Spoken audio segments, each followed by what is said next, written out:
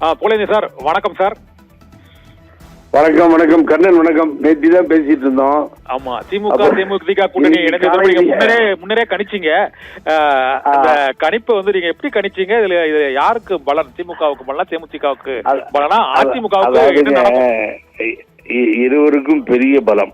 அப்படி எப்படின்னா, ரெண்டாவது stroke, first stroke Edappadi Palaniswami விடிய அரசும் பாரு, அது விடிந்தது பார் அப்படின்னு சஸ்பென்ஸா வச்சு ரகசியமா வைத்திருந்து ஒரு 5000 ரூபாய் 1,31,00,000 பேத்துக்கு அக்கௌண்ட்ல போட்டது ஃபர்ஸ்ட் ஸ்ட்ரோக்.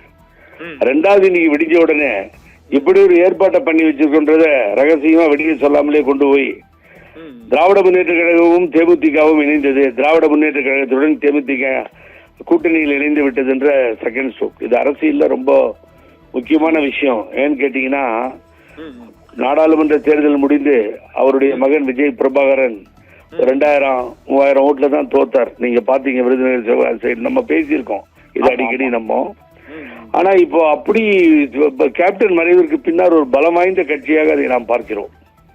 அந்த பலம் வாய்ந்த கட்சியினுடைய வாக்குகள் அதிகமாக இருக்கிறது. ஆனால் முதுகிலே குத்தியே பழக்கப்பட்ட பழனிசாமி இந்த ஒரு ராஜ்யசபா சீட்டை ஏமாற்றுவார் என்பதை தெரிந்த பின்னால், அறிந்த பின்னால், புரிந்த பின்னால் தான் திருமதி பிரேமலதா விஜயகாந்த் அவர்கள் இந்த முடிவை எட்டியிருக்கிறார்கள். ஆகவே அவர்களோடு பேசி, ரகசியமாக பேசி எல்லாவற்றையும் முடித்துவிட்டு இப்பொழுது அறிவித்திருப்பது திமுக கூட்டணிக்கு பலம் சேர்க்கும், பெரிய அளவில் ஒரு பலத்தை சேர்க்கும். அது இவங்க அதிமுக பாஜக கூட்டணியை பொறுத்தவரையில தொடர்ந்து தேமுதிக கூட அந்த பேசிக்கொண்டே இருந்தாலும் அவர் அங்க அதிமுக பாஜக கூட்டணியில அவங்க இணையாமல் இருப்பதற்கு இருந்ததற்கு என்ன காரணம்? கடைசி வரை இவ்வளவு காலம், அதாவது கடலூர் மாநாட்டிலே அறிவிக்கதா இருந்தது. அதுக்கப்புறமா அவங்க உறுதிமொழி எதுவும் கொடுக்கலையா சாருங்க ஏடிஎம்கே தரப்புல? இல்லையே. என்ன ப்ராப்ளம்னா பழனிசாமி தான் ப்ராப்ளம். ஏற்கனவே ஏமாத்திட்டாரு. ஏமாத்துறதா இல்லையா? அது பெரிய பிரச்சனையாச்சு இல்ல? ஒரு தடவை கூட்டணின்னு சொல்லி ஏமாத்தி இவங்க பட்டாசுலாம் வெடிச்சு அதை கொண்டாடி அதெல்லாம் பண்ணாங்க. இந்த சனியை விட்டுச்சின்னு சொல்லி மறுபடியும் தெரியாம போய் அவரோட சேர்த்துட்டாங்க.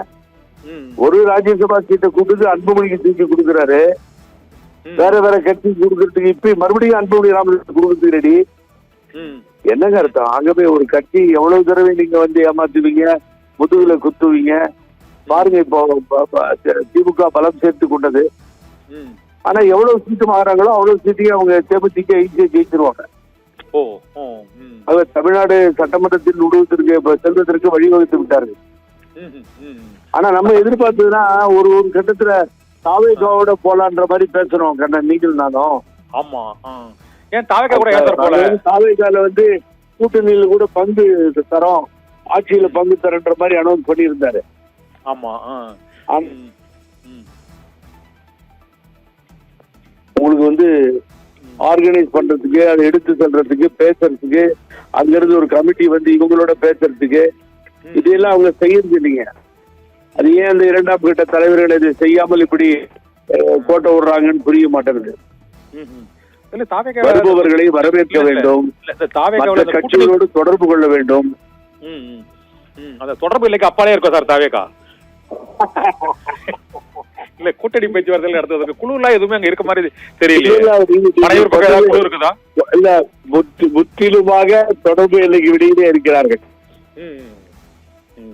வந்தவர்கள் வரட்டும், அதனால யாரையும் நாங்க அப்ரோச் பண்ண மாட்டோம், பாத்துக்கோ எல்லாம் நம்ம வரும் அப்படின்னு நீங்க நினைக்கவே கூடாது. அரசியல் ஒரு நேரத்துல நீங்க பாத்திருப்பீங்க, புரட்சி தலைவி அம்மா எவ்வளவு உயரத்துல இருந்தா கூட அந்த தேமுதிக அவருடைய கூட்டணியை ஒரு வாரம் லேட் ஆச்சு.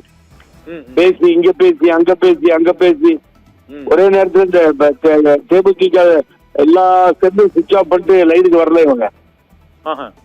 அப்புறம் கடைசி நேரத்துல தான் கூட்டணி செட் ஆச்சு, எதிர்கட்சி தலைவரானார் விஜயகாந்த்.